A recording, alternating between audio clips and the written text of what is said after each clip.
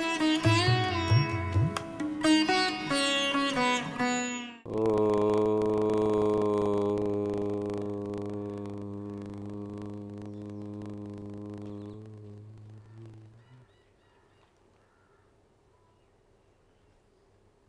निर्धारणे, निर्धारण में षष्ठी विभक्ति का समास नहीं होता। जाति गुण क्रिया के द्वारा एक देश को अलग करना निर्धारण कहलाता है। लिखा है निर्धारण में षष्ठी हो तो समास नहीं होता। पहले वाले से पाता था, निषेध कर रहे हैं। जाति गुण क्रिया भी समुदाय एक देशस् पृथक करणम निर्धारण में, ये पंक्ति याद करने लायक है। जाति गुण क्रिया के द्वारा समुदाय से एक देश को अलग निकालना।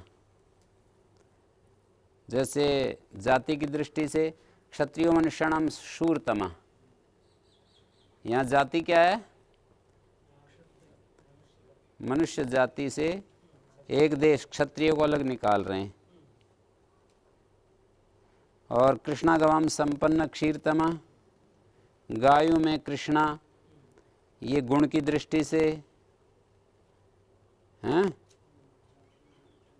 और क्रिया धावंतः, धावन शीघ्रतम, धावन अध्वगानाम शीघ्रतमा।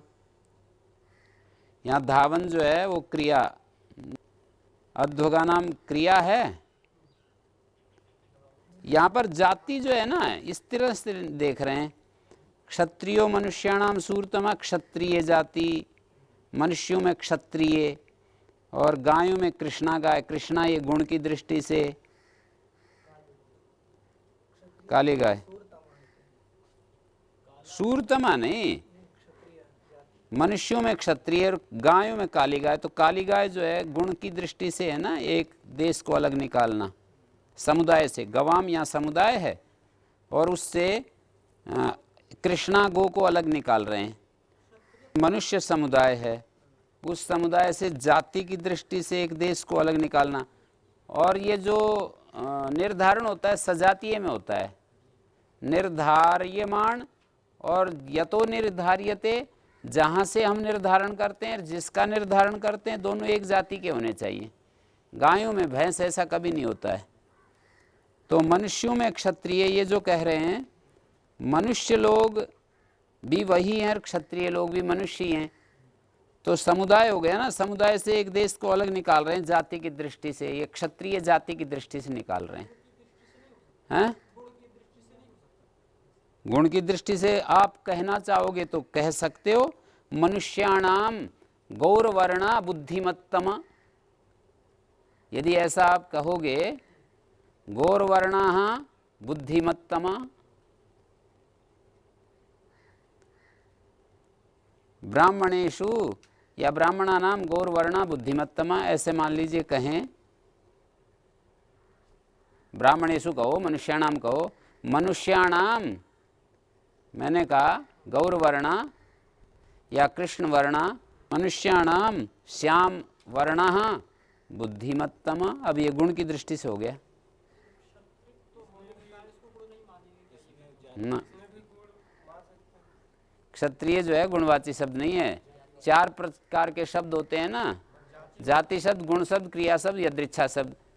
यदृच्छा तो ऐसे ही रूढ़ि शब्द होते हैं, जैसे टी है, घू है, भय है, जहाँ कोई और कोई प्रवृत्ति निमित्त नहीं है, केवल उसका शब्द स्वरूप या उसका जो चीज़ है ना, वस्तु, वही प्रवृत्ति निमित्त है। हैं? जो पदार्थ है उसका नाम रख दिया बस। तो जाति शब्द, गुण शब्द, क्रिया शब्द मान लो 3 ही बचे। तो क्षत्रिय को जाति गुण क्रिया में से कहाँ रखोगे? जाति में रखेंगे। यद्यपि सभी शब्दों का प्रवृत्ति निमित्त क्रिया होती है, एक अलग सिद्धांत, अलग दृष्टि से कथन है। क्षत्रियत्व जो है वो जाति है, और क्या? क्षत्रियत्व तो जाति है। क्षत्रिय का भाव क्षत्रियत्व। क्यों भाई, किम अस्ति? जातिरेव अस्ति, जाति एव नहीं, जातिरेव अस्ति। कृष्णा गवाम संपन्न क्षीरतमा, यहाँ पर क्या चीज है? कृष्णा जो है वो गुण है, गायों में काली गाय अधिक दूध देने वाली होती है। महाभाष्य में एक वाक्य आता है ना, श्वेता गा आज्याय दुहंती, कृष्णा गा क्षीराय दुहंती। श्वेता, यहां भी संधि है, श्वेता गा आज्याय दुहंती, कृष्णा गा क्षीराय दुहंती।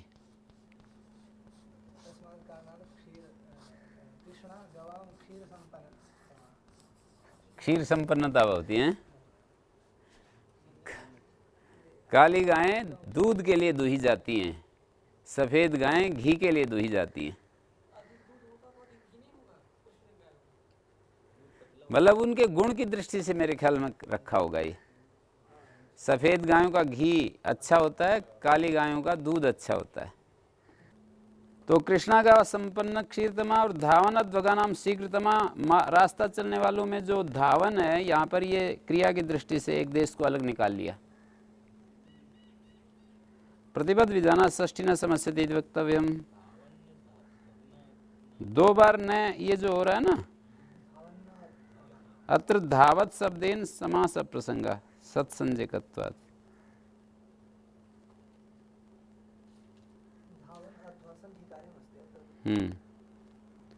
यहाँ पर अर्थ करने में थोड़ा सा है, थोड़ा जटिल। देखो, एक तो पतंजलिकार ने ये बात कही है कि ये जाति गुण क्रिया जो शब्द डाले हैं ना, ये केवल उपलक्षण है, संज्ञा की दृष्टि से भी निर्धारण हो जाता है। कतरो भवतोर देवदत्ता। देखो, दो व्यक्ति बैठे थे, कोई बाहर से आकर के पूछ रहा है कि आप में से देवदत्त कौन है। कतरो भवतोर देवदत्ता, निर्धारण हो गया ना। किंग यतोर निर्धारण द्वैरेकस्य डतरच, तो दो में से एक को अलग करने में भी निर्धारण हो जाता है। आगे लिखते हैं पतंजलिकार, क्षत्रिय मनुष्याणाम शूरतमात्र क्षत्रिय शब्देन समास प्रसंगा। मनुष्याणाम क्षत्रिय शूरतमा तदपेक्षया मनुष्याणाम इति षष्ठी न शूरतमापेक्षया गुण शब्दत्वाद न तेन समास प्रसंगा। मनुष्याणाम शूरतमा का समास प्रसंग नहीं है यहाँ, मनुष्याणाम क्षत्रिय का समास प्रसंग है। मनुष्याणाम और शूरतमा का समास प्रसंग क्यों नहीं है? मनुष्याणाम और शूरतमा का समास की यहाँ बात नहीं है, मनुष्याणाम और क्षत्रिय के समास की बात है। इसलिए नहीं है कि मनुष्याणाम और शूरतमा, शूरतमा गुण है तो पूर्ण गुण स्वीतार्थ, अगला ही सूत्र आ रहा है 11 नंबर, गुण के साथ समास नहीं होता, ये कहा रखा है। तो शूरतमा गुण है, उसके साथ समास का प्रसंग नहीं है। हाँ? कृष्णा गवाम, आगे देखिए, कृष्णा गवाम संपन्न क्षीरतमा। गवाम मध्य या कृष्णा सा संपन्न क्षीरतमा,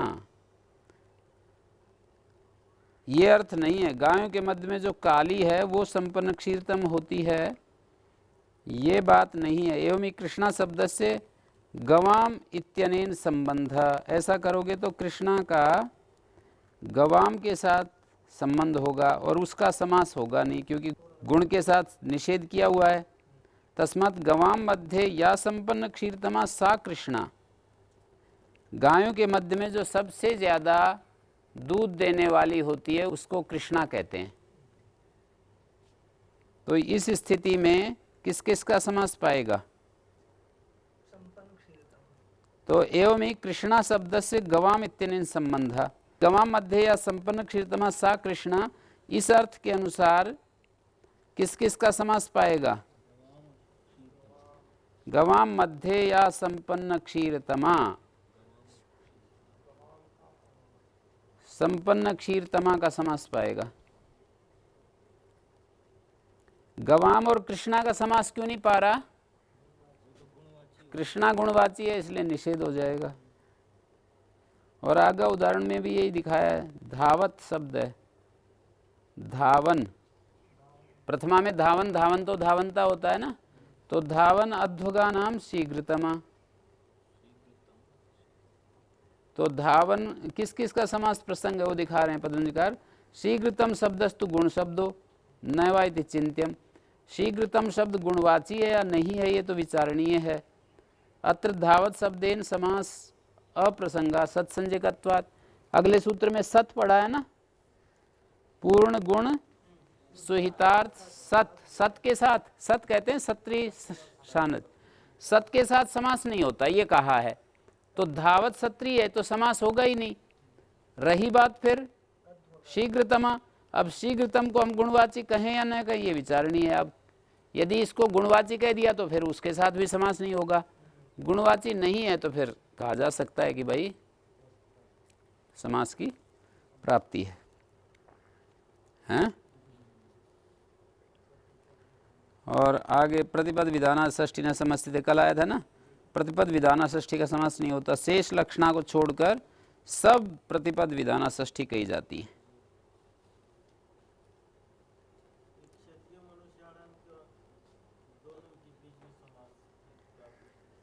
क्षत्रिय शब्द का समास प्रसंग है मनुष्य के साथ।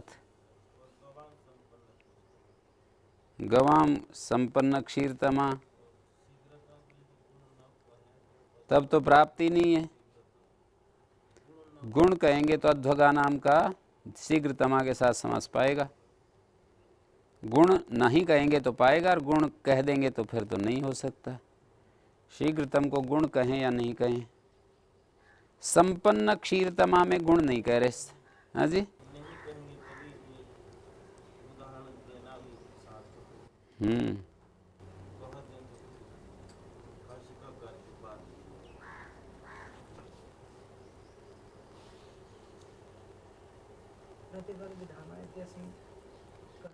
प्रतिपदम विधानम यस्या,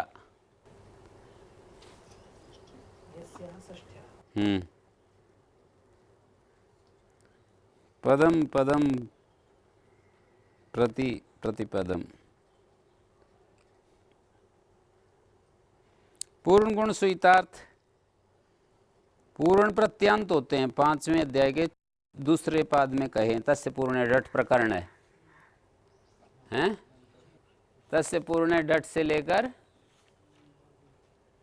10-12 सूत्र हैं, विंशत्यादिव्यस्तमडन्तरस्याम, और फिर आगे क्या है, क्या सूत्र है, विंशत्यादिव्यस्तमडन्यतरस्याम, यहाँ तक षष्ठ्यादेश संख्यादे आगे, तो बस उस तक षष्ठ्यादेश संख्यादे तक पूर्ण प्रकरण है। कितने सूत्र हैं कुल? तस्य पूर्ण डट से लेकर, तस्य पूर्ण डट है 48 है ना, तब तो 11 हो गए, 48 से 58 तो 11 हो गए। वहाँ पर जो है पूर्ण प्रकरण है, तो वही प्रकरण यहाँ लिया गया है। पूर्ण शब्द में लुट प्रत्यय है पूरी धातु से, किस कारक में है ये पूर्ण शब्द में लुट प्रत्यय?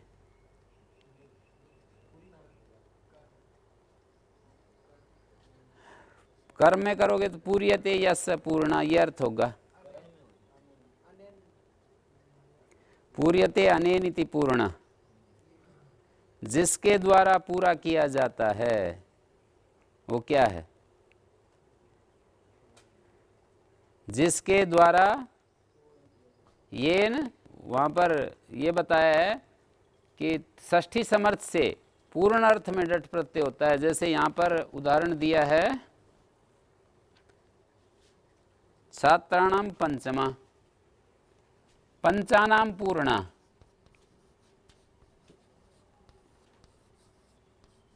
इति पंचमा।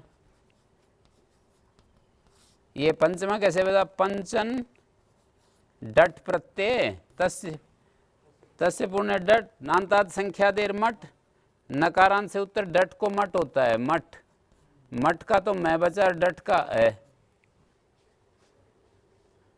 और ये मठ होने से पूर्व में पद संज्ञा होगी, बह संज्ञा, बोलिए, पद संज्ञा होगी तो न लोभा प्रातिपदिकांत से पंचमय बना दिया। ये न पूर्यते अनेनिति पूर्ण, जिसके द्वारा पूरा किया जाए, तो यहाँ पर वो क्या चीज है जिसके द्वारा पूरा किया जा रहा है? येन पूर्यते स पूर्णा। यहाँ पर जो संख्या संख्यानम है ना 2 बार, वहां पर उसका अर्थ मात्र खोला है, 2 चीज नहीं है ये।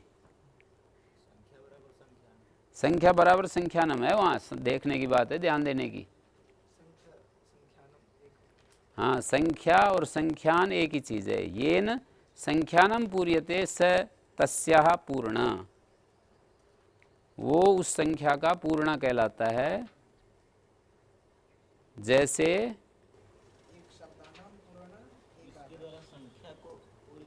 जिसके द्वारा संख्यान को, गणना को पूरा किया जाए, संख्यान को पूरा किया जाए।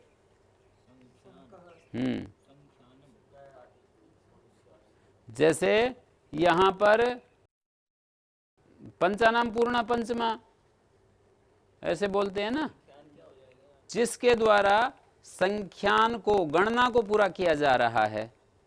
जैसे 1 2 3 4 5, तो 5 इस संख्या को पूरा किया ना, गणना, संख्या मानी संख्यान, जिसके द्वारा संख्यान को पूरा किया जाता है। तो वो जो 5वां है उसके द्वारा 5 संख्या को पूरा किया जा रहा है। 5वां यदि न हो तो 5 संख्या अपूर्ण रहेगी।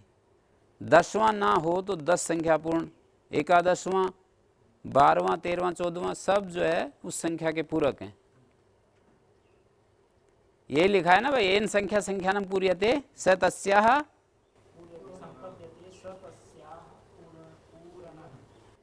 क्या बोल गए? हाँ, एन संख्या संख्यानम पूर्यते, वो उसका पूर्ण कहलाएगा। वह, येन, वह नित्य संबंध है यत् तत् का। येन से जिसको कह रहे हैं, स शब्द से उसी। पूर्यते पूर्ण, येन संख्या संख्यानम पूर्यते संपद्यते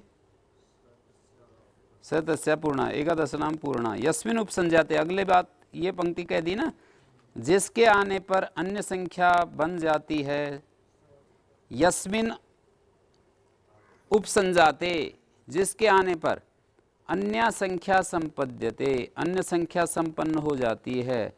स प्रत्यार्था, वो यहाँ पर प्रत्यार्थ है। तस्य पूर्ण डट सूत्र में जो पूर्ण है वो प्रत्यार्थ है, पर ये पूर्ण क्या चीज है वो खोल करके बता रहे हैं कि जिसके आने पर अन्य संख्या बन जाए। षष्ठी समर्थ प्रातिपदिक से, संख्यावाची से पूर्ण अर्थ में डट होता है, पूर्ण अर्थ में। तो संख्या के पूर्ण में नहीं होता, संख्या के पूर्ण में डट प्रत्यय होता है। संख्या के द्वारा संख्या को पूरा किया जाता है, संख्या के द्वारा तो संख्या को पूरा नहीं किया जाता, संख्या ही संख्या को पूरा करेगी। संख्या का मतलब गणनीय पदार्थ, और गणनीय पदार्थ के द्वारा संख्या को पूरा करेंगे क्या? गणनीय पदार्थ क्या कभी संख्या को पूरा कर सकता है? तो यस्मिन उपसंजाते, वो तो ठीक है, पर जिसके आने पर अन्य संख्या बन जाए। जैसे 4 तो थे हमारे पर, 5वें के आने पर 5 बन गई, तो 5वां क्या चीज है? 5वें के आने पर 5 संख्या बन गई।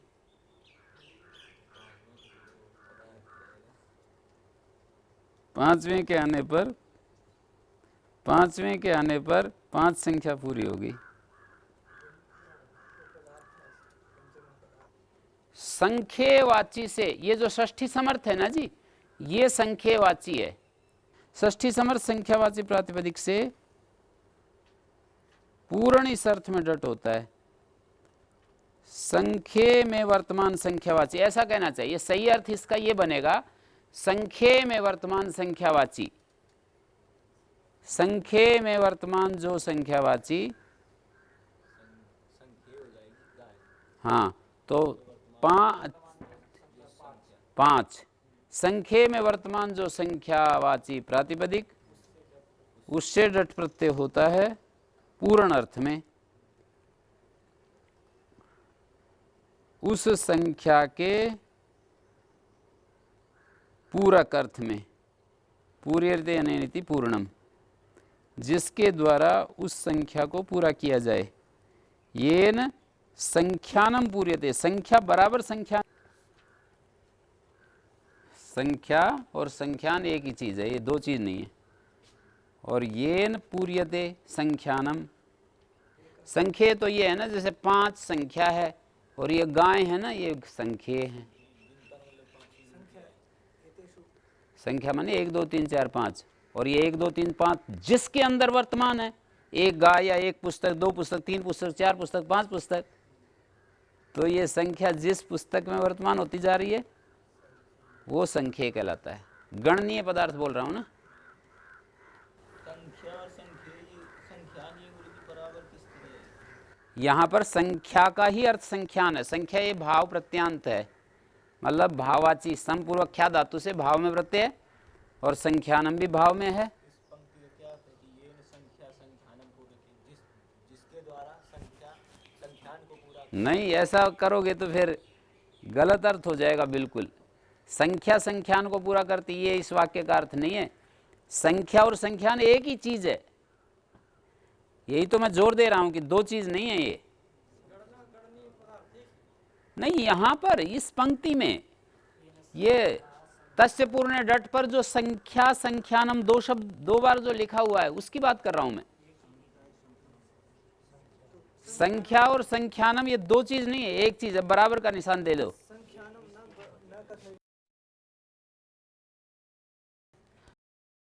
ये चीज ऐसी है,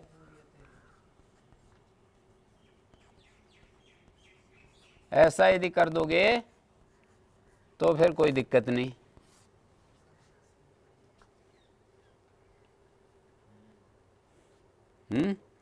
संख्या पूर्यते अनेन, ये जो बात कही गई ना वही बात येन संख्यानम पूर्यते, बस इतना कहा गया है।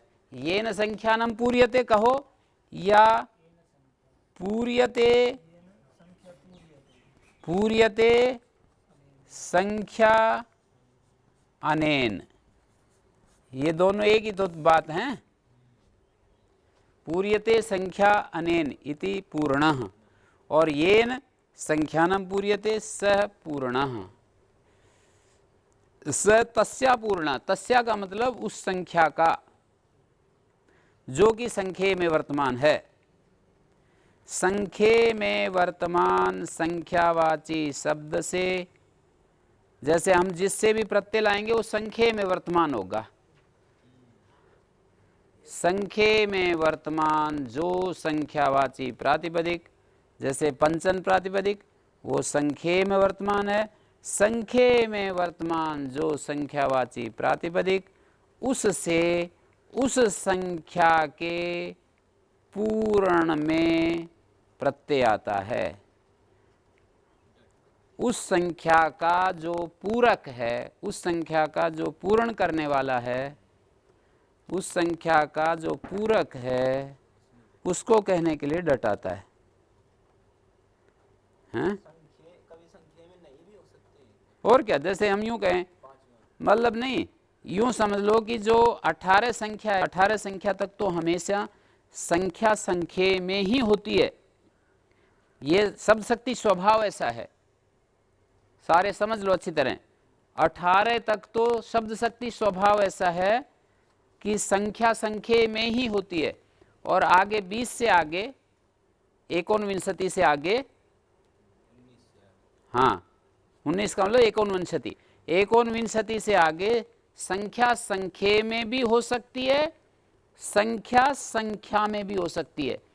संख्या संख्या में कब होती है? जब संख्यावाची शब्द में षष्ठी होगी, संख्या में प्रथमा होगी। जैसे हम यूं कहें गवाम विंशति, गवाम विंशति, इस उदाहरण में गवाम इसमें षष्ठी है, विंशति में प्रथमा है, तो यहाँ पर संख्या संख्यान मात्र में है। और मैं यूं कहूँ विंशति गावः, तो यहाँ पर समानाधिकरण करूंगा तो संख्या संख्या में है। जब संख्या का संख्या के साथ समानाधिकरण करेंगे तो संख्या संख्या में है, व्यधिकरण करेंगे गवाम विंशति कहेंगे तो संख्या संख्या में है। क्लियर? हाँ, मैं यूँ कहूँ गवाम विंशति मानय, गवाम विंशति मानय, क्या अर्थ हो जाएगा? 20 गायों को लाओ। हाँ अर्थ तो वही हो जाएगा, पर कहने में अंतर हो गया। कहने का जो 20 गायों को लाओ तो इसे संख्या में भाई दो ढंग से कह सकते हैं इस वाक्य को, 20 गायों को लाओ, तो हम ऐसे इन बातों को दो ढंग से कहते हैं। गवाम विंशति मानय एक ढंग, दूसरा ढंग ये है, या पश्य क्रिया ले लो, कोई भी ले लो, गवाम विंशति में पश्य, ठीक है। दूसरा तरीका ये है, ये इसका द्वितीय बहुवचन में करेंगे।